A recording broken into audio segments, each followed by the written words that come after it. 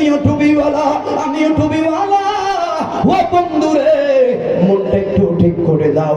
তাফসীর ইবনে আব্বাসের মধ্যে পাইলাম উল বিফাদলিল্লাহ দ্বারা আমার আল্লাহ বুঝাইলো নামাজ পাইলা হেদায়েতের জন্য তোমার এটা রহমত, রোজা পাইলা এটা তোমার জন্য রহমত। ওরে ফাদলুল্লাহ দ্বারা আমার আল্লাহ কইল রে নামাজ রোজা হজ যাকাত তাসবিহ তাহলিল যা কিছু পাইলা এগুলো হলো ফাদলুল্লাহ।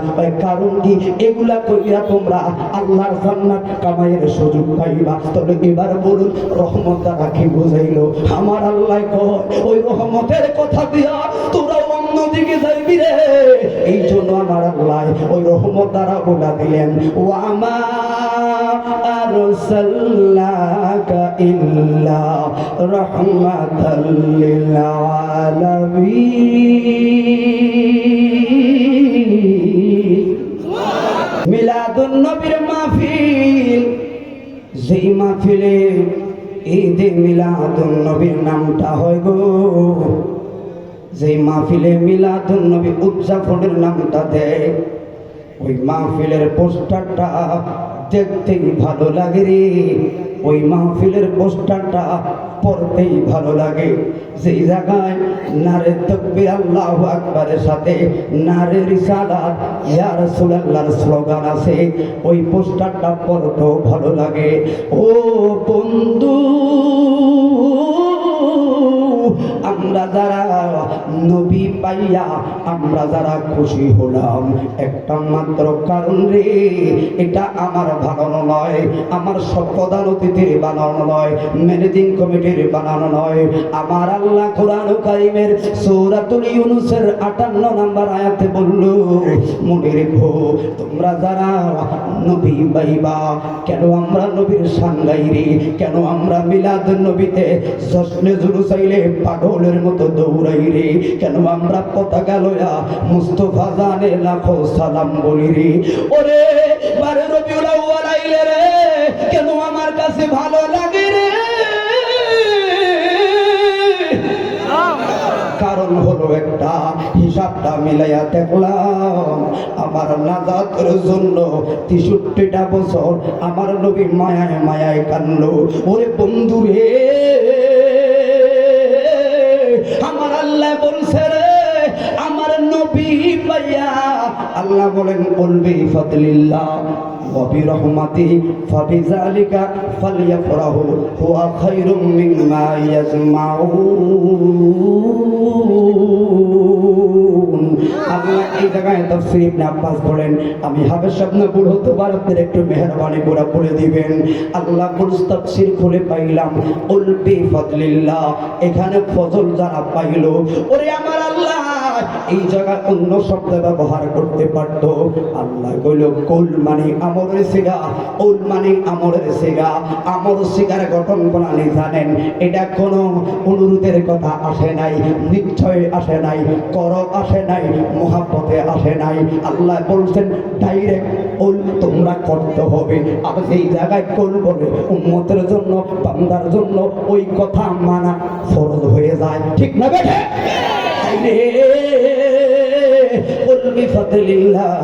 তোমরা যারা আল্লাহর ফজল পাইলা ওয়া বিরহমাতিহি এবং তোমরা যারা রহম পাইলা, এই জায়গায় ফজলুল্লাহ দ্বারা এই জায়গায় রহমত দ্বারা এরা কিছু ধরনের লোক সবগুলাকে কোরআন বোঝায়।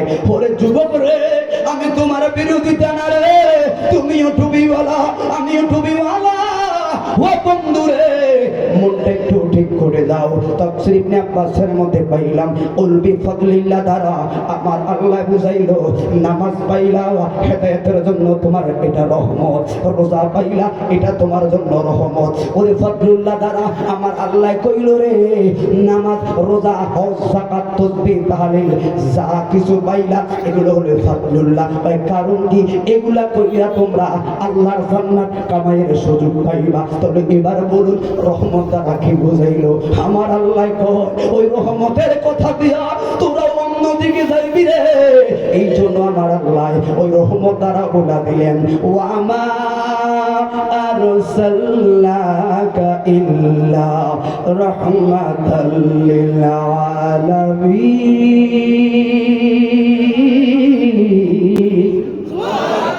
এই রহমত দ্বারা আমার নবী হইল। অতএব নবীর আগমনে আমার আল্লাহ কয় ফালিয়াফরাহু, আনন্দ করো। ওরে কালীগঞ্জের যুবক, আনন্দের মানে এটা ঢোল তবলা বাজানো না রে, আনন্দের মানে নাচানাচি নয়, আনন্দের মানে ডিজে গানটা নয়, আনন্দের মানে নাস্তিকতা নয়।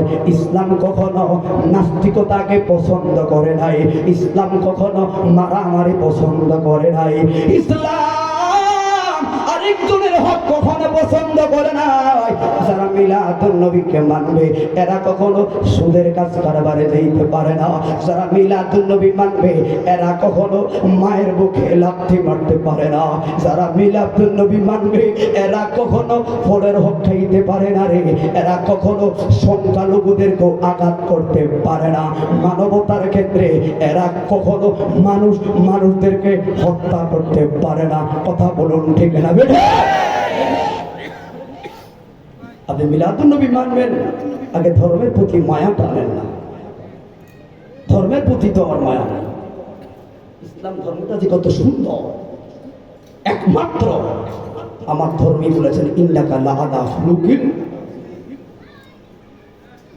রাসূল বলেছেন পৃথিবী আজকে আমার ভাইয়েরা এই মহল্লা থেকে মাহফিলটা করেছে, মানুষগুলো তো আর এই মহল্লা শুধু নয়, অঞ্চল থেকে মানুষগুলো এসেছেন।